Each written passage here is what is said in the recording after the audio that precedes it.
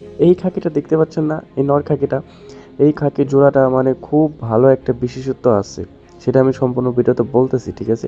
আর এটা দেখতে পাচ্ছেন দুটো বাচ্চা হয়েছে, আর এটা হলো মাদিটা একটু খাওয়ার কারণে একটু ময়লা ময়লা হয়ে গেছে, ও কিন্তু সিলভার বাঘা টাইপের আর কি, মানে যে কোনো টাইপের বাঘা আর কি খাকি।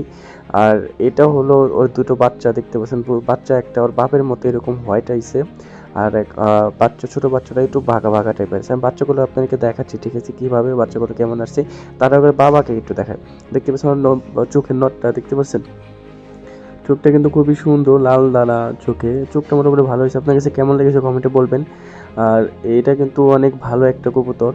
আর দেখতে পাচ্ছেন পাকগুলো কিন্তু সেটা অনেক সুন্দর। আর বৃষ্টি হচ্ছে দেখে ইদানিং কয়েকদিন ধরে উড়াচ্ছে না, ও কিন্তু এই বাচ্চা অবস্থায় কিন্তু ভালো উড়ে। আমি উড়াই না, চেষ্টা করি যতটুকু সম্ভব উড়তে না দেওয়ার।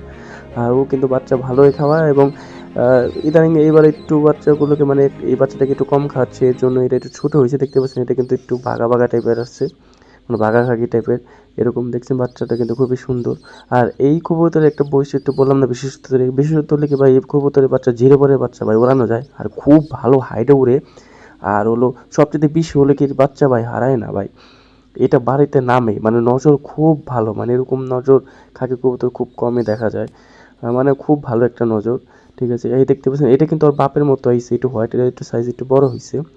এটা কিন্তু দেখতে কিন্তু ওর বাপের মতো। আর চোখগুলো যেহেতু ছোটো বাচ্চা তো ভালো দেখাচ্ছে না, তারপর কিন্তু মোটামুটি একটু ক্লিয়ার দেখা যাচ্ছে। ক্যামেরাতে কতটুকু ক্যামেরা যাচ্ছে বা দেখা যাচ্ছে সেটা আমি বলতে পারতেছি না, বাট মোটামুটি কিন্তু ভালোই দেখতে।